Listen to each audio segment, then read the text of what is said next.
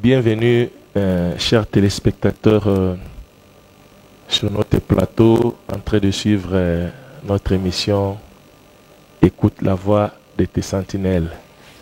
Alors, notre thématique du jour va s'articuler sur les 24 vieillards, les 4 êtres vivants. On a choisi ce thème pourquoi? Parce que beaucoup se posent la question de savoir qui sont-ils? Ce sont des anges, ce sont des esprits, ce sont des humains, qui sont-ils? Alors, par rapport à ces questions, nous allons tenter de répondre à ces questionnements. Alors, nous avons sur ce plateau notre révérend docteur Rebamba Christian Nzambi qui j'aimerais saluer.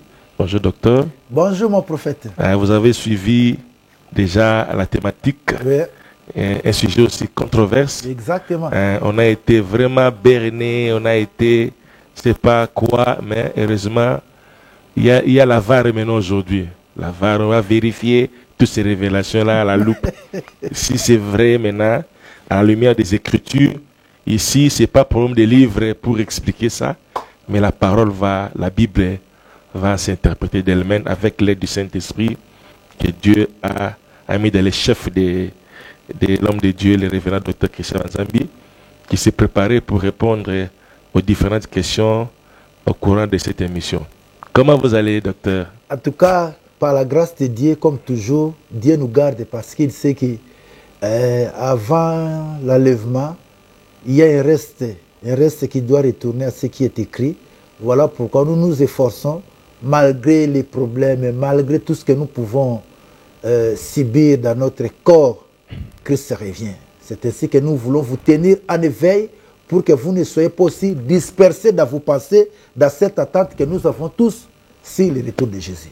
Voilà. Sans autre forme de procès, docteur Christian, les 4 vieillards, qui sont-ils? Les 4 êtres vivants, qui sont-ils? Baza Banani. Moutou Pachi, docteur, répondre sur la question. Patrick yo kende kundula babakambu no soki wapi na batu no boyo kana kuna. Bon, Dieu nous aide et nous sommes là pour ça. Même à 2 heures du matin, réveillez-nous. En ce qui concerne l'Apocalypse, nous sommes là. L'eschatologie, c'est notre vie. C'est là où nous respirons. Nous sommes à l'aise quand nous parlons des choses qui concernent les royaumes de notre Dieu. Parce que l'eschatologie, c'est depuis Genèse 3:15 jusqu'à la fin de l'Apocalypse. Voilà. Alors, les 24 vieillards, j'aimerais vraiment que tu lises quand même. Mais toi, tu as la Bible, non? Tu nous prends, je crois, c'est Apocalypse, c'est le 4e chapitre. Ça doit être aussi le 4e verset. Là, nous sommes les choses qui doivent arriver après. Nous ne sommes plus au temps des choses qui sont, c'est-à-dire le temps de l'Église. Comprenons bien, chers téléspectateurs. On parle des 4 êtres vivants déjà pendant la période des choses qui doivent arriver après.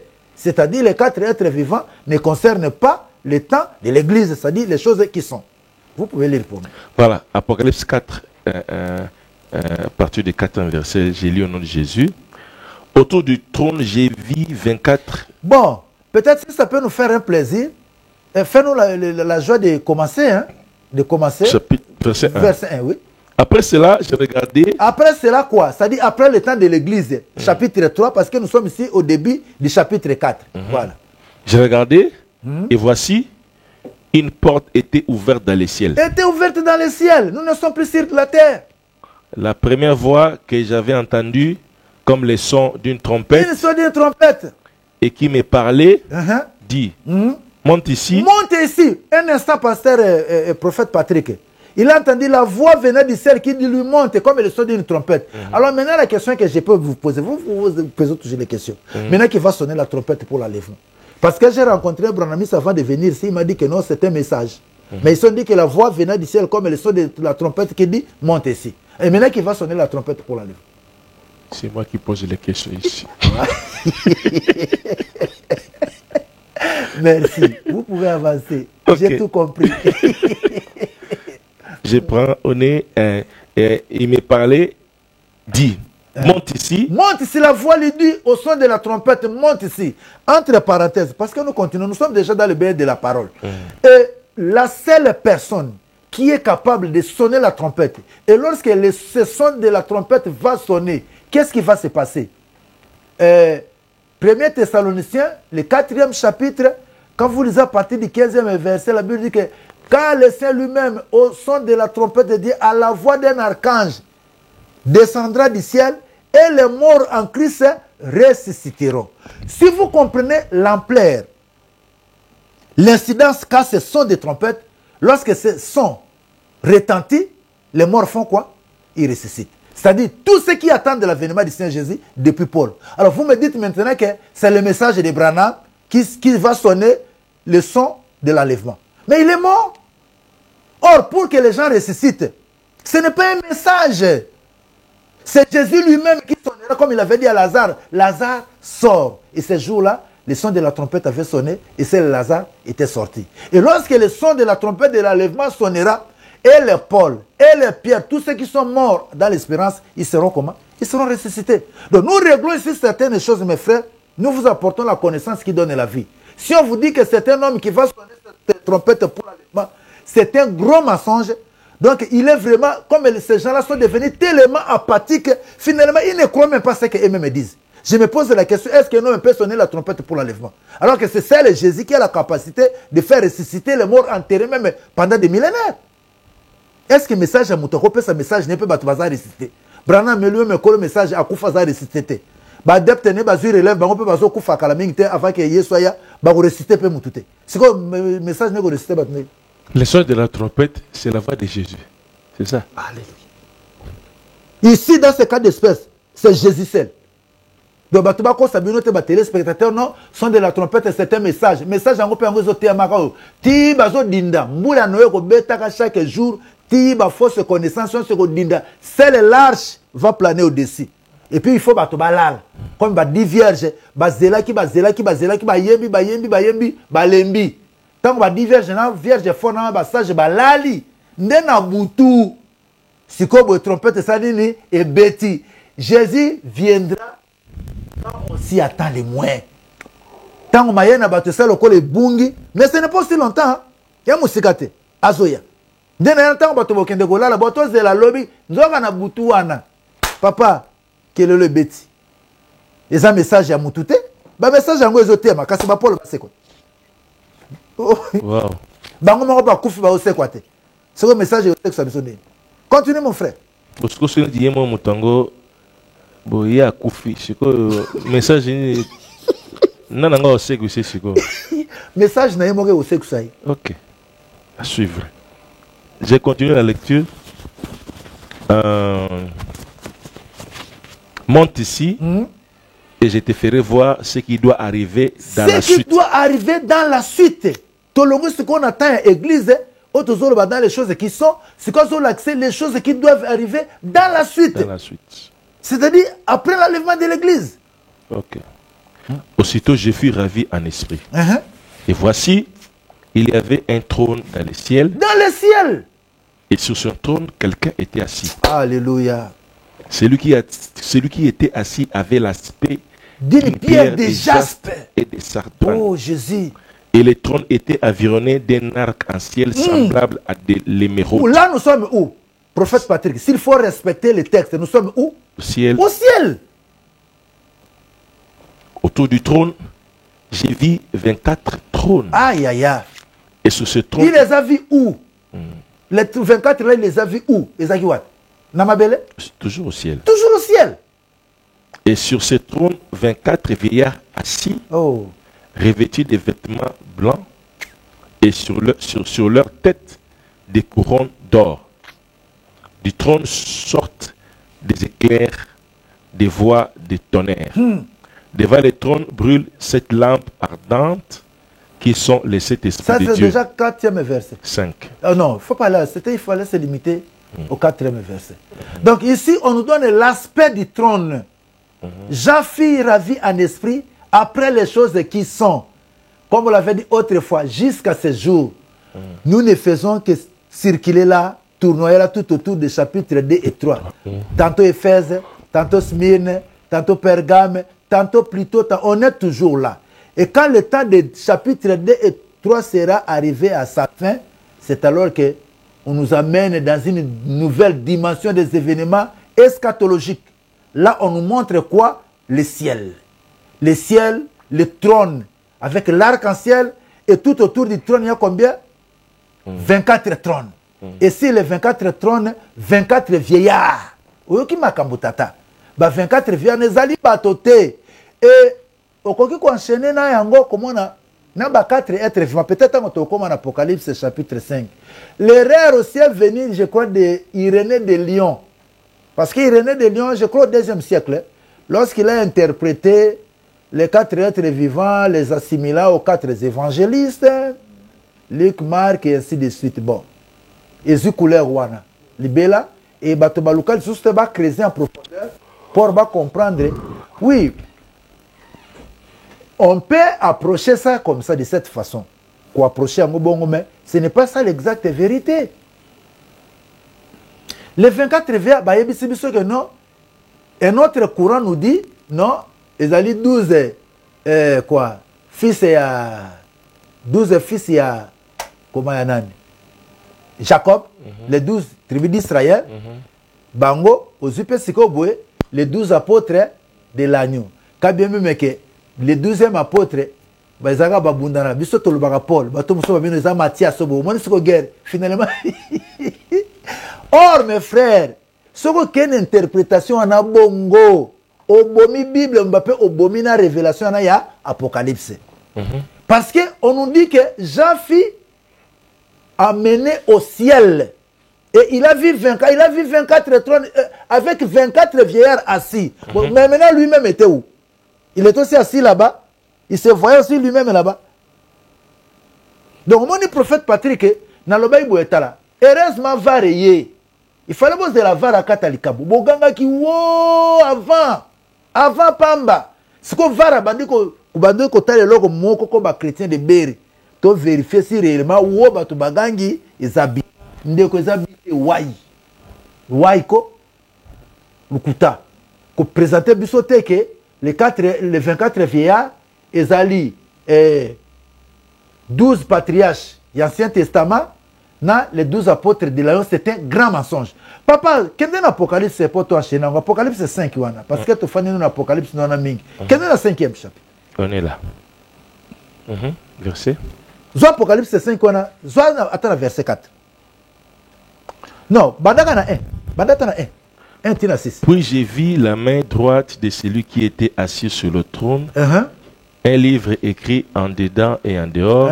Scellé de 7 sceaux. À mon livre. Mota fandaki na trône to comme on en Apocalypse 4 au moins enchaînement Apocalypse ndenge za na place wana à mon na trône na Apocalypse quelqu'un qui était assis mais ce qu'on a 5 bazolo ba simba kinini a simba ki livre devant entouré de combien de trônes 24 trônes 24 vieillards. Ces gens qui voient, il n'est pas là. Continuez. Et j'ai vu un ange puissant qui criait d'une voix forte, qui est digne d'ouvrir les livres et d'en rompre les sceaux. Et personne dans les ciels, ni sur la terre, ni sous la terre, ne peut ouvrir les livres, ni de les regarder. Et j'ai pleuré beaucoup de ce que personne ne fut trouvé digne d'ouvrir les livres, ni de les regarder. Oui. Et l'un des vieillards me dit, l'un des vieillards me dit, ne pleure point. Ne colelaté. Voici les lions de la tribu de Juda, les rejetons de David, a vaincu pour ouvrir les livres et les 7 sceaux. Et les 7 sceaux. On en avait déjà parlé, tu revenir sous et j'ai vu au milieu du trône de 4 êtres vivants. Lentement, papa. Il a vu quoi? J'ai vu quoi? Au milieu du trône et des 4 êtres vivants. 4 êtres vivants. Et au milieu des 24 vieillards. Et des 24 vieillards. Un agneau qui était là. Comme un agneau qui était là. Comme immolé. Comme immolé. Mes frères, je vous dis, le premier principe, même si tu as reçu la révélation du ciel, la révélation ne contredit jamais sa propre révélation, c'est-à-dire la Bible. Parce que la Bible, c'est la révélation même de Dieu. Mais quand toi tu viens avec ta révélation, elle contredit la révélation que nous avons. Alors il faut voir la source de ta révélation. Et si on nous décrit le trône, j'en vois autour du trône 4 êtres vivants et 24 vieillards. Mais on nous a souvent présenté que 4 évangélistes, au lieu de baptême, ils approchent toujours ça là, toujours représenté en haut. Ça peut aussi correspondre à les 4 évangiles. Mais non, les 4 êtres vivants, il y a un évangile, c'est faux. Et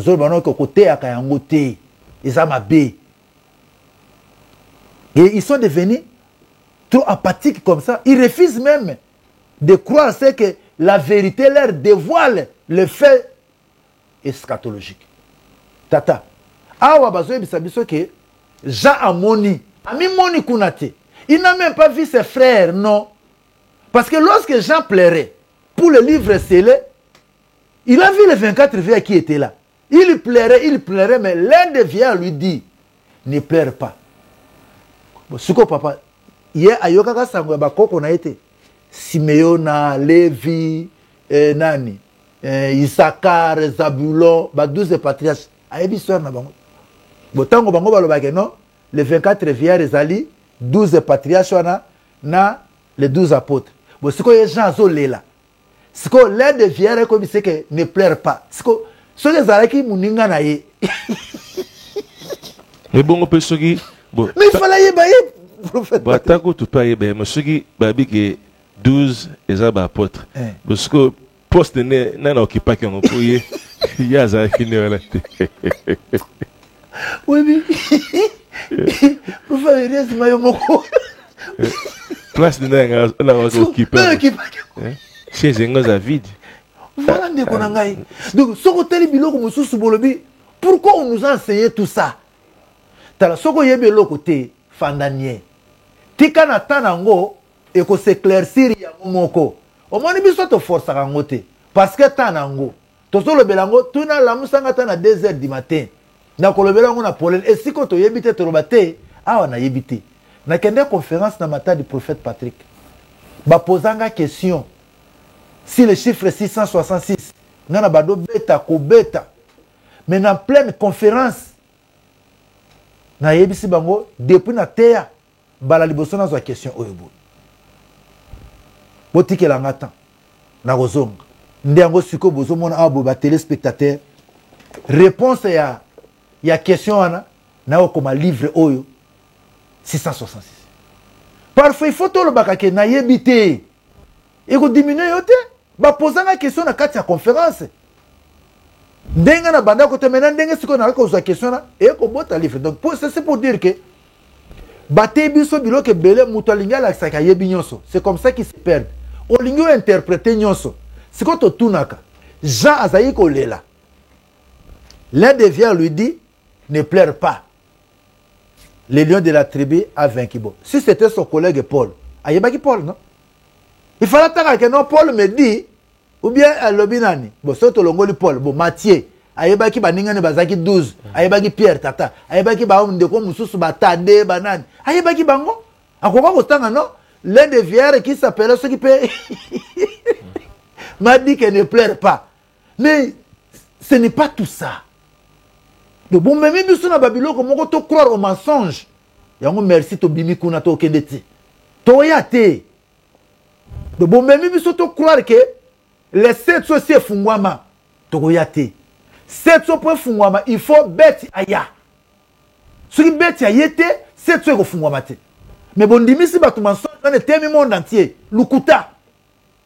Donc, mon prophète Patrick, to comme on attend à souka, il faut vérité encore à la rétablir. Bato ba comprendre la vérité que non, bila musu ba teki bango, c'est du mensonge. Au tebiso colonne de fait na dispensation église ezalakate. O luka colonne de fait na dispensation église ezalakate.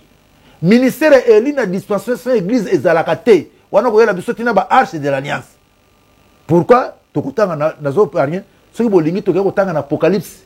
Eza na 15e chapitre. Tango coupe, je crois la 6e coupe quelque chose comme ça. Tango ange, arche de l'alliance kobima. Na colonne de feu ko se manifester. Et ça n'attend nango kobima. Le loté na période de grande tribulation. Colonne de feu memaka Israël wana papa et kobima. Na arche de l'alliance. Le lo zate wana ba extensile ya alliance ya Nzambe na Israël. Beaucoup côté la biso l'église n'a que le Saint-Esprit. Au côté la biso ba talit. Bo la biso soki ba tenue vestimentaire aronique. Bon wana zali na ornement na bino. Mais l'église n'a que le Saint-Esprit. Donc, biloko mususu bazo la biso kwa mbria wana tiba kwa mabiso que non les quatre êtres vivants siko boy. Tango tolonte tanga na apocalypse zona kana 7. Zona 7 oka siko ke musani ni bango ba zona 7. Verset 7. Non, Apocalypse 7. Apocalypse 7. Zona 11. Musani ni bango ba osa. Et tous les anges se tenaient autour du trône. Et trône nango papa, siko trône nango sawa. Tout le bano bosu siko trône sawa. Kali koloti na Chelsea. Ah! Et des vieillards et des 4 êtres vivants. Donc, tous les anges se tenaient, et les 24 vieillards, et les 4 êtres vivants. Et ils se prosternèrent sur leur face devant les trônes, et ils adorèrent Dieu en disant Amen, la louange, la gloire, la sagesse, l'action des grâces, l'honneur, la puissance et la force soit à notre Dieu au siècle des siècles. Amen. Verset Moussane Lobini. Verset Landi. Et l'un des vieillards prit la parole et me dit, ceux qui sont revêtis des robes blanches. Papa, l'un des vieillards c'est que vieillard l'un des vieillards qui m'a loba kuna na alobi que ce que scène zako se dérouler wapi. Ezako se même qui wapi. Ah wapi. Ba même na lola. Mais azomona makambezo le kawapi na likolo. Et le vieillard lui dit wapi na lola. Oh soko tangi lisusu je crois kaka pona boye ko peso ba passage yango ya ba vieillard zo ba kenon ba vieillard ngo na ba coupe na bango ba simbi ba prière de saint. Est-ce que un mortel akoko longa mbala moko saint comme vieillard? Ça n'existe pas. Nata écoute na livre moko na tanga ki ngona ka na Google wana. O ba yoko pesa les 24 vieillards des ali ba 24 juges na basi ba 12 juges na basi na bango. Ah, oui mais que interprétation ça na monde prophète Patrick. Mundela na bossa na kombo na koyelo ngo. Akoma pe na livre ne que non. Les 24 vieillards ce sont les 12 juges avec leurs femmes. Des 24 vieillards. Les 24 vieillards, c'est bango kuna.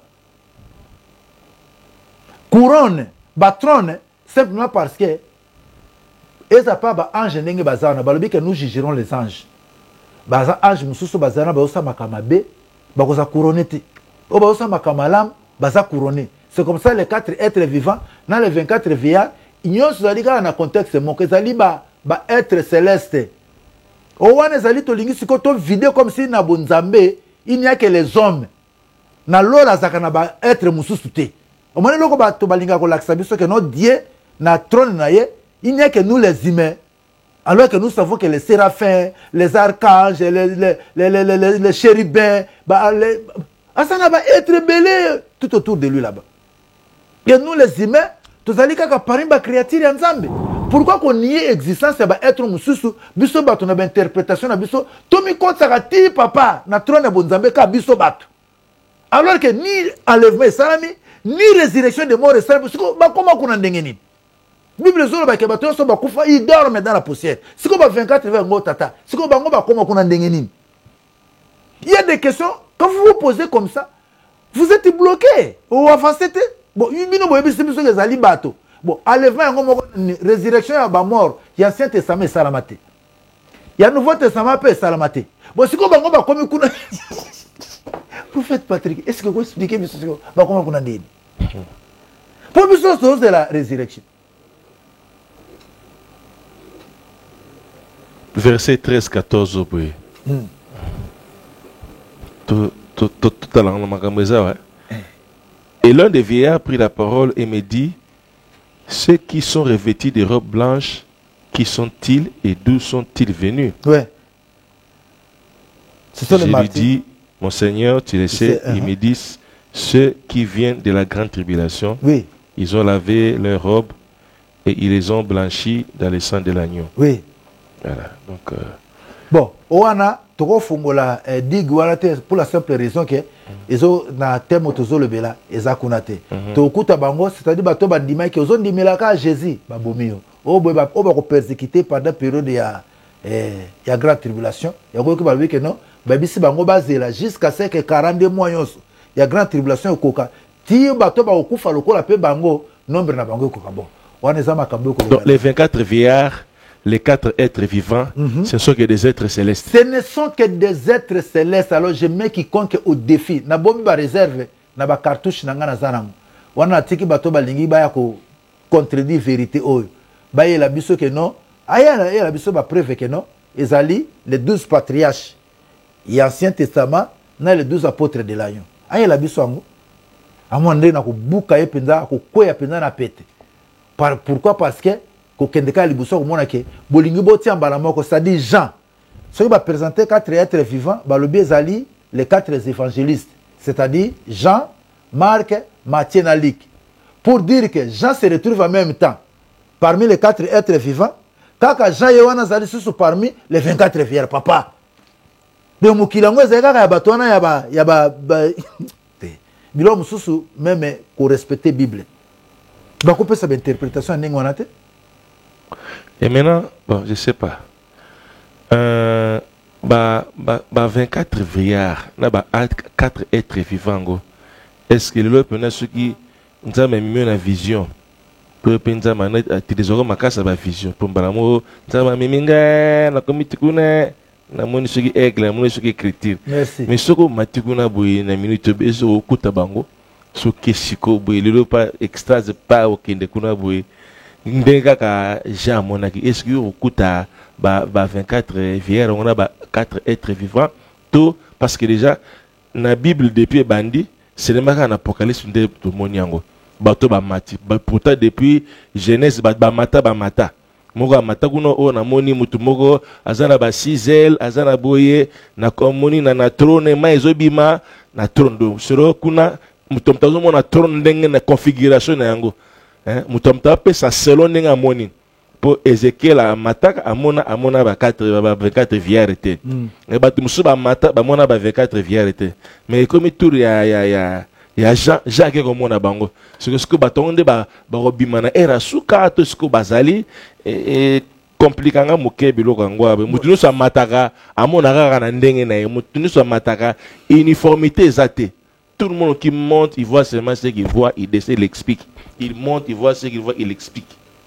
Merci pour cette belle question, combien pertinente, prophète Patrick. J'ai fait cette expérience non.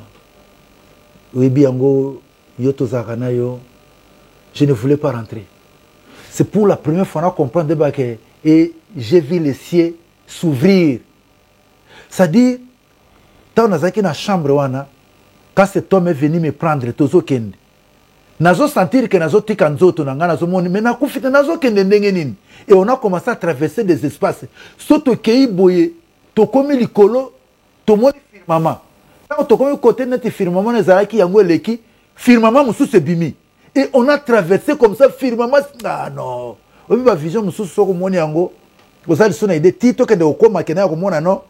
C'est comme abi côté à souko toujours comme ezaki ne clame moko impossible moi ko tala ngo ezalaki te nde koto na mona ki plateau ne bimi na ba chiffre na 5 6 7 aigle moko zo ya mbangu ngape na yebiso na aigle wana to poser biso sama kona biso na kati ya plateau ne bimaki na no prophète Patrick et on a bilo mususu tu manques même comment o exprimer tenir à likamongo ndenge le kana je dis Seigneur Dieu me connaît de babilo mususu to zo le baboye Dieu nous connaît.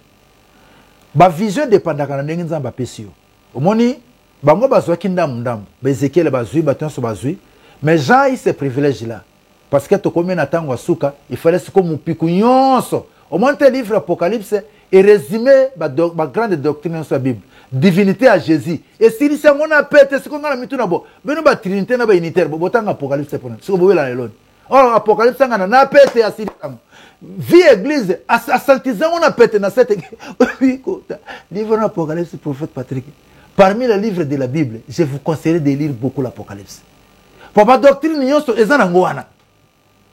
mais sauf que, on dirait, donc Jean a reçu ce privilège-là, étant le dernier prophète de la Bible. Il fallait avoir Nyonso Obaninga Bazwagite, Noya Bango. na oyaye nkolo apesa nyonso po abimisa ndenge mokili ezokende tina suka yango nazomona ke Jean azwi mwa ebele par rapport na bango so puis eza kutu yango nalobaka ke kolobaka te ko apocalypse de Jean non. L'apocalypse de Jésus que Jean a écrit c'est Jean qui a écrit mais ça a été parce que le premier verset est la révélation de Jésus que Dieu lui a donné. Donc ça a chanté. Sinon Jean a comprendre le macabouane. Donc Jean par la grâce de Dieu Yohanan Dieu fait grâce. Nde azwaki ngolu amata amona po après Jean mutoko ya suko comme makambulu kola ya zate. Il y a aussi Paul qui était jusqu'au 3e ciel, à mon avis, Makambo, mais il va penser qu'il ordre à commater. Il y a aussi l'Apocalypse de Pierre, il peut comment moi en dame. Mais na bango nyoso, Jean, nzamba bomba qui est bongo, pour que na souka, aille mettre un terme, et après, il y a, mouta comment sur le côté.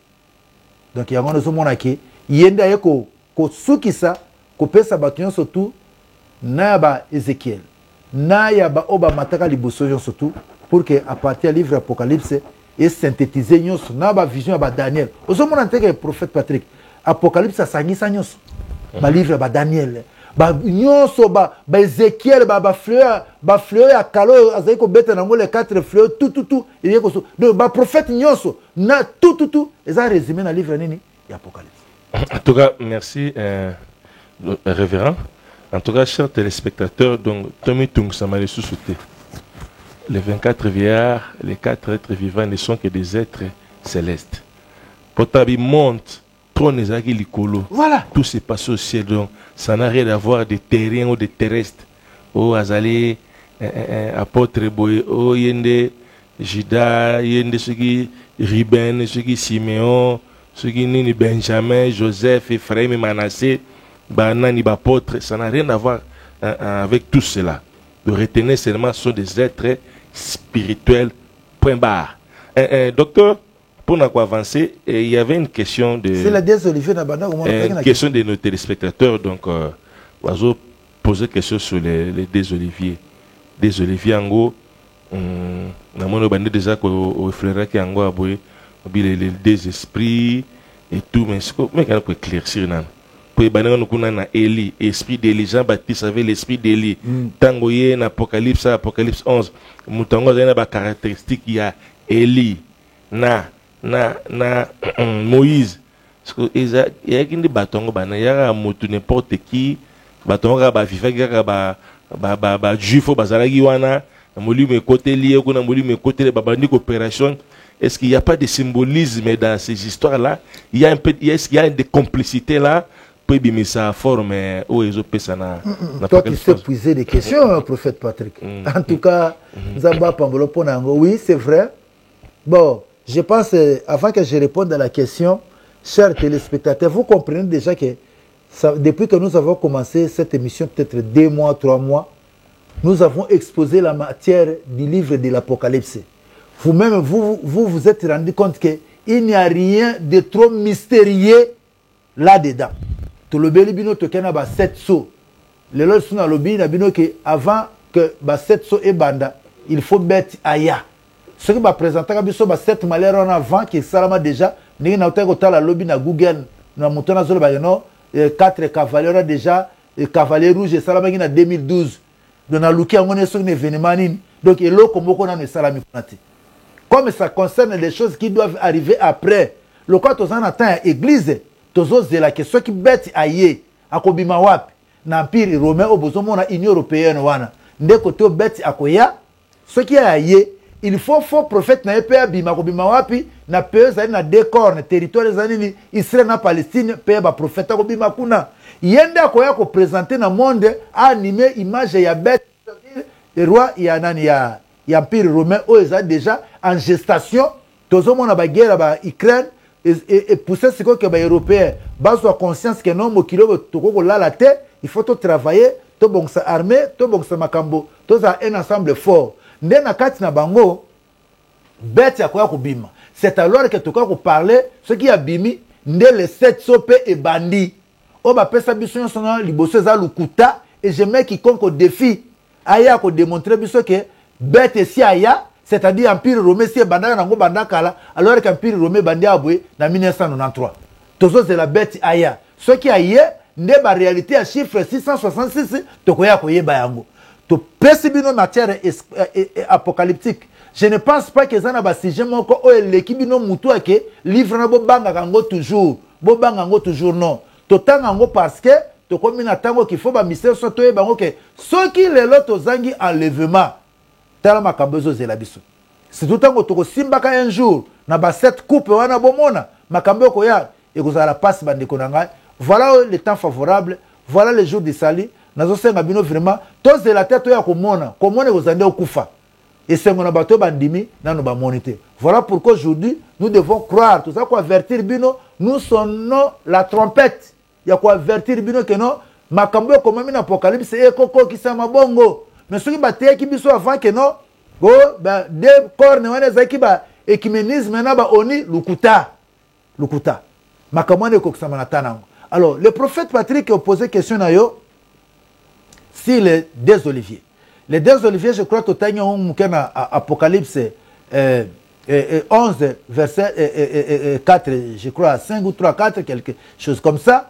Bon, au moins, ce sont deux personnages, bien sûr, mais ce sont deux ministères. Et ça, c'est une individualité. Nous avons utilisé par moment, Jean-Baptiste qui incarne ce ministère, comme aussi Moïse. Parce que le ministère de deux Olivier, ils allaient incarner na batouana ndenge tolobaki, bakufa pe, muso matana lola, Moïse histoire ne stela na kaka, yena nzambe. Et curieusement, tu vois comment on a bango le sous na montagne, il y a transfiguration, Jésus a expliqué bango. Mission zo kende sala na Jérusalem. Pour quel but? Mystère à théophanie. Yemoka yemaka mongo ndenge kusuka. Et to moni caractéristique na bango na Apocalypse 11 wapi na Israël. Et c'est comme ça que ceux qui botangi na voilà, Zacharie 4e chapitre. Dans Zacharie, je crois, 5e chapitre. Et si Zorba qui est grande de montagne, devant Zorobabel, tu seras aplani. Kuna le dit que, atindaki Zorobabel, na grand prêtre Josué. Tout le monde ici, comme ministère, wana. Où est entre Moïse. Tout ça, comme les rois, les premiers rois d'Israël, où est Bimisi Bangona, Naboumbu, Azako incarné. C'est vrai, il est aussi bien. Mais il incarne plus la royauté, le pouvoir temporel. Et tu vois comme on a d'une part Élie, le champion Mont Carmel, qui incarne le pouvoir spirituel. Au moment où on a deux pouvoirs. Or, avant que Christ aille, les rois d'Israël, deux pouvoirs sont comme obsolètes. Israël n'a pas un roi qui l'écoute, qui le conduit même dans Makamunaï. Bah opter la démocratie qui est un système, il y a occidentaux en péril. Israël a été toujours dirigé par Dieu, le système théocratique. Mais avant que Christ aille, il y a un moment pour dire aussi que les deux pouvoirs seront rétablis en Israël.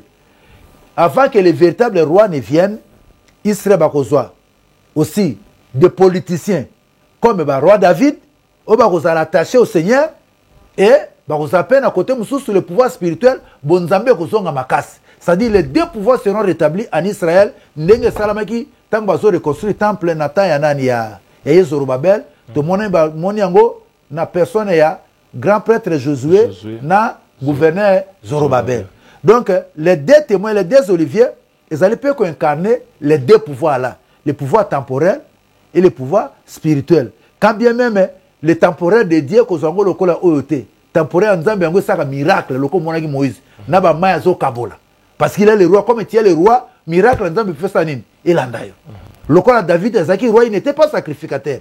Bon, spirituellement, il était prophète, mais il était d'abord roi. Azaki n'a pas. C'est comme ça qu'il avait cette force-là, à quoi prophétiser, à quoi babanzembo, parce que l'Esprit de Dieu était avec lui. Voilà, royauté à Israël, et ça, le roi, la royauté, il y a Bapagano, donc un roi qui vit le miracle de Dieu, Moïse a vécu. Mais les sacerdoces, ce n'était pas le problème de Moïse. Ça, c'était Aaron, Rafit, le côté religieux, spirituel, Élie a incarné, c'est pour cela que bango, deux colonnes wana, babimaki tout autour à Jésus, dans Matthieu chapitre 17. Et tu retrouves bango dans l'Apocalypse 11e chapitre, verset, et balobi bango. Parce que le messager marche devant le Messie. ndeko Branham ese akufa message ne pezo dinda nango ça dit ce n'est pas lui oyo ya Malachi wana tango ba de ministère Olivier ou soit il y a Élie ko salama parmi les deux Olivier prophète Patrick ko remarqué que so tangena je crois Apocalypse 11:11 ba le binin tango ba ko sili sa prédication na bango bête ya ko boma bango et tango ko boma bango 3 jours et demi après esprit de vie et outina likole côté kata na bango Christ avant kita ayebi agangi moko bi monter bon mata bango ba mati yesu ko sala nini ayeko kita donc le messager marche devant son Christ et ça dit yo kufi le quoi de konabi ça kufa des siècles na message ne comme ça reclé ba torpiller ngo bongo Christ ko sima non Christ pas koya sikote avant Christ aya d'abord l'enlèvement de l'église ko sala ba toke okuta na Jésus pour Christ aya au moins peut-être les gens confondent vous confondez l'enlèvement avec le retour de Jésus au moins là comme sous bon si frère Branham était envoyé comme Malachi nani prophète Élie a préparé koya na Yesu mais papa bade Olivier bakoya avant Jésus c'est comme entre bade Olivier ano ba hôtel na Branham qui est le vrai Élie. Est-ce que le prophète besoin question tout na question pour Yesu akoya na suka enlèvement ko sana ko to avant enlèvement ko nanu Yesu ayete or ce qui est le bi que non ngai Branham batindinga na zara Élie na préparer église o préparer ngo ndengeni na mitu na koma o ko restaurant ngo ndengeni pour même repentance tozote kaka ngo ba Paul bate kaka yango tozokende na kaka même sainte yango kaka ya on a vu un message à Branham zanini seulement ça sert pas Branham yemoko prophète ya église de l'Odyssée yemoko septième ange avec trompette yemoko septième ange dans cette coupe peut-être le message nene yango na tondimela parce que à part wana de konanga oya yemo tolandi bango na ba TV to kake bate ba tonnerre ke biso to comprendre ntoma prophète nanga Patrick Tito yoki et lo gravité. OK. Donc voilà pour dire que avant que Christ ne vienne les deux Oliviers wapi esika prophète nani Elia ko est vrai aye tango ba kokufa bango ba mati likolo nde na sima prophète Patrick Jésus asal nini ayeko kita. Okay. Messager na Jésus balandana kaka ezate que messager akufa des siècles bongo Christ ko non. En tout cas, sur ces notes, nous voulons boucler pour aujourd'hui. Que Dieu vous bénisse. Rendez-vous à nos prochaines émissions. Que Dieu vous bénisse. Bye bye. Bye bye.